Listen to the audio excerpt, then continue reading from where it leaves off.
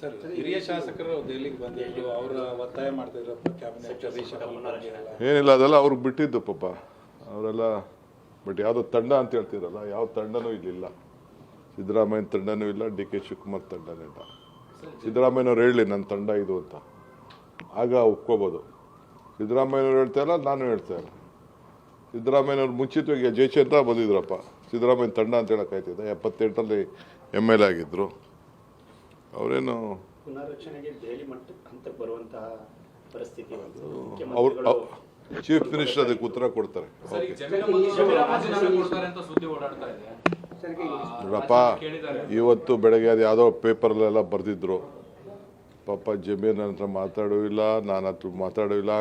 ಕ್ಯಾಬಿನೆಟಲ್ಲಿ ವಿಚಾರ ಚರ್ಚೆನೂ ಬರಲಿಲ್ಲ. ನಾನು ಕ್ಯಾಬಿನೆಟ್ ಮುಗಿಸ್ಕೊಂಡು ನಂದೇನೋ ಕುಟುಂಬದ ಕೆಲಸ ಆಯಿತು, ಅರ್ಜೆಂಟ್ ನಾನು ಹೊರಟೋದೆ. ಅದು ಬಿಟ್ಟರೆ ಬೇರೆ ಯಾವುದೂ ಇಲ್ಲ ನನಗೆ.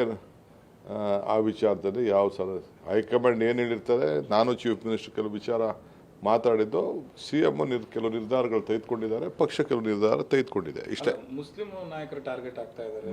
No Muslim. ಕಾಂಗ್ರೆಸ್ ಪಕ್ಷ ಮುಸ್ಲಿಮ್ಸ್ಗೆ ನಾವು ಸಹಾಯ ಮಾಡಿದಷ್ಟು ಕೂಡ ಬೆನ್ನೆಲುಬಾಗಿ ನಿಂತಿರೋದು. ಬೇರೆ ಯಾರು ಹಿಂದೇನೂ ಮಾಡೋಕ್ಕಾಗಲ್ಲ, ಮುಂದೆ ಅಷ್ಟು ನಾವು ನಿಂತ್ಕೊಂಡು ಅವ್ರಿಗೆ ರಕ್ಷಣೆಗೆ ಅವ್ರನ್ನ ಸಹಾಯ ಮಾಡಿದ್ದೀವಿ. ಒಂದು ಸೀಟ್ ಅವ್ರದ್ದಲ್ಲ, ಸೀಟ್ ಅದು. ಈ 30 ವರ್ಷ 40 ವರ್ಷದಿಂದ ಶಿವಶಂಕರಪ್ಪ ಕಾಪಾಡ್ಕೊಂಡು ಬಂದಿರೋ ಜನಸಂಖ್ಯೆ ಇತ್ತು, ಕೇಳೋದು ತಪ್ಪಿಲ್ಲ. ಅವರೆಲ್ಲ ಜಮೀರು, ನಜೀರು, ಜಬ್ಬಾರು ಎಲ್ಲ ಒಪ್ಕೊಂಡೇ ಸೀಟ್ ಕೊಟ್ಟಿರೋದು.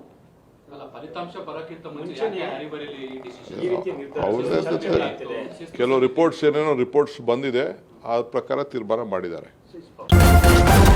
ನ್ಯೂಸ್ ಫಸ್ಟ್ ನಿರ್ಭೀತಿಯಿಂದ ನಿಮ್ಮ ಪರವಾಗಿ.